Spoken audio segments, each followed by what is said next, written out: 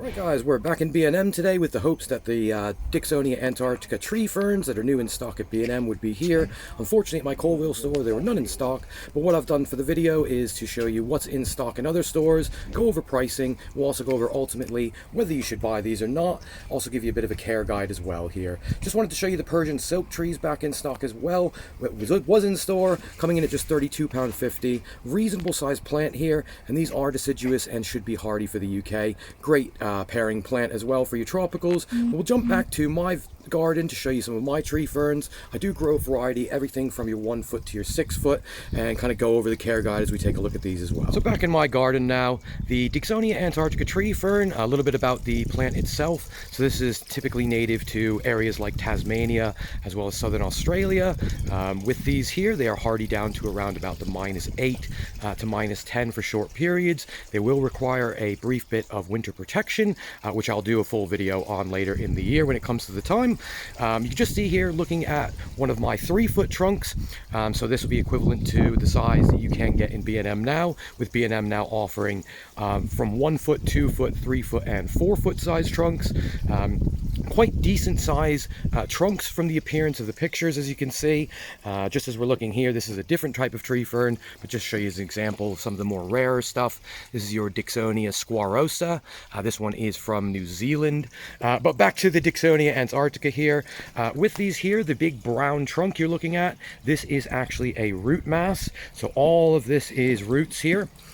So what we're going to be doing when it comes to care for these plants require high moisture and high humidity, which you might be surprised in their native environment typically get anywhere up to 5 times the amount of rainfall that we would get here in the UK. So moisture is kind of one of the key things when it comes to growing these plants. Now, ideally as well, when it comes to planting, we want to, if we can plant it in the ground, that will be best for the plant. Now, with the pot sizes that are coming into B&M, these are very small. You would definitely want to change that pot as soon as possible. And again, if it can go into the ground, this will be best for the plant. But with that said, in regard to the size of the plants and trunks, now each of these plants I do find to be different. As you can see in my garden, I've got a variety of different style of trunks and sizes, from very thick to quite a bit thinner with bends and things like that. Now with my tree ferns, I have bought mine from specialist online nurseries, and we'll go into that in a minute here, again, whether you should be buying them from B&M or not. But when it comes to the availability, as you can see here, the B&M ones are coming with fronds on. Now, typically, if you were buying these earlier in the year, it would come as just a bare log. Now, if that is the case, firstly, to show you planting the right side up, so this is going to be your top, that's going to be your bottom. It may sound silly to say, but just to ensure you always do that. Now, if your tree fern is in frond, so it appears that a lot of the B&M ones now are in frond, one thing to check on the leaves is if it's very, very soft still, that means it is still kind of hardening off. It will go to almost like a cardboard feeling when it is hardened, which means the leaf is a lot more able to kind of handle winds and things like that.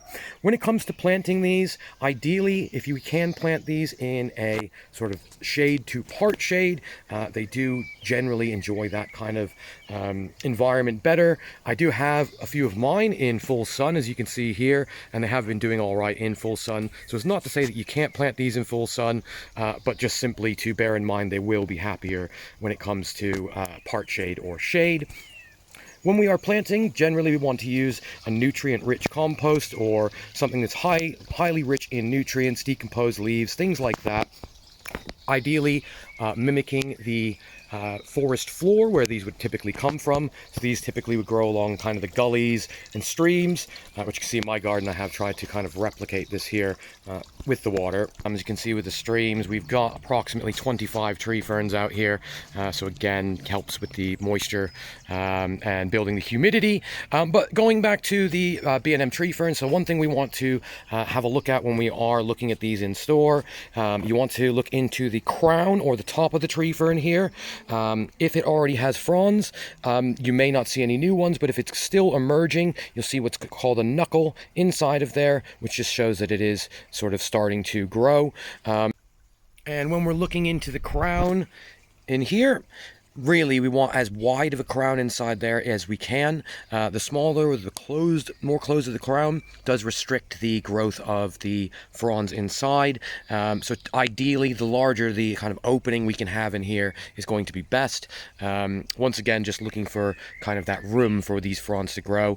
As you can see here, they are quite large, so they kind of need that space to kind of really kind of start coming out there. Another point to make here is if you are keeping it in a pot, to try and keep the orientation to the sun the same as when growing. If you are moving it around, you can see what's happened here on this one. This was mid-transport while it was shooting out new fronds, and it has caused it to bend, which you can see here. Now that won't straighten itself out or anything. That's going to remain like that until sort of next year's flush. So really, one tip I would do if you got it in a pot is to mark the pot where its orientation to the sun is, so maybe where the sun is hitting it directly. And that way at least you know when you are moving it, we're not going to be kind of putting it in a different orientation, causing the fronds to bend and twist, kind of, I wouldn't say ruining the appearance, but it does give it a different appearance as opposed to kind of the standard length of fronds here. Once these do get into growth, once again, water is going to be something that we want to do at least pretty much every day, if not twice a day when it is warm. I've done a full watering video as well on those, so if you are interested in that, certainly check that out. But the next thing we want to do is feed these. Now, I typically use something like an HSK tree fern feed. That does work very, very well alongside products like your Vitax as well. But worth doing that. Now, with the tree ferns, typically they will hold up to 3 years growth inside of the crown of the tree fern. Now, what we don't want to do is basically allow the plant to kind of just expel all the energy it's saved up inside, and this is what happens when you start to get smaller and smaller fronds. It's just showing the plant really needs a boost in energy. Once again, feeding wise, I'll typically do this anywhere from once every 7 to 10 days, feeding that solution into the crown of the plant there. But in regard to pricing wise, so B&M currently are offering these at £50 a foot. Now with the stock there, and again, I think there's quite a variance in stores to how plants are looked after, unfortunately. So it will be interesting to know how these have been cared for, and how they will be cared for moving forward. I just hope the staff will be able to kind of meet those watering requirements, keeping the trunks and the plants moist, you know, pretty much as long as they're in stock there. Once again, ideally when you get home, if you have it in a pot, I would, if you are going to keep it in a pot, I would ideally look to move that to at least probably 4 to 5 times larger pot on that side. So I guess perhaps what you've been waiting for, you know, would I recommend buying tree ferns from B&M?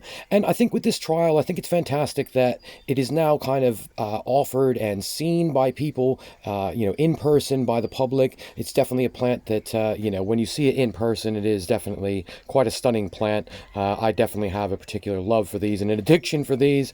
But yeah, I mean, certainly for the price, it is quite a good price for these plants. I just hope that, people will do the research and sort of take care of these plants, but also B, I hope that the suppliers such as B&M will also kind of do the care and maintenance needed for these to kind of really keep these growing and, you know, to be good stock for customers to buy. Now, me personally, I've always preferred going with some of the specialists like Hillside Exotics, mainly because I do like the kind of different style of trunk, slightly bent, something slightly unique. They've also been very helpful when I've given them a situation of where I'd like to plant something, and then offering a plant to match. But I do appreciate that now with tree ferns becoming more readily available in stores like B&M. Again, you know, I would say if you do feel that the plant looks in good health, it may be worth it for that price for you. And certainly I do appreciate they are on the more expensive side, but do bear in mind the age of these plants. They typically take anywhere from, well, they typically grow about around 1 inch to 2 inches per year. So when you're getting a very large trunk, that trunk has been growing for many, many years already. So I think overall, would I suggest buying them from B&M? I certainly wouldn't tell you not to. If you have one local to you, certainly go check out the stock. Let us know what you think in the comments, whether you would buy them as well. And I'd love to hear kind of your experience and any plants you've bought from them as well. But with that said, of course, thanks for watching, and we'll see you on the next one.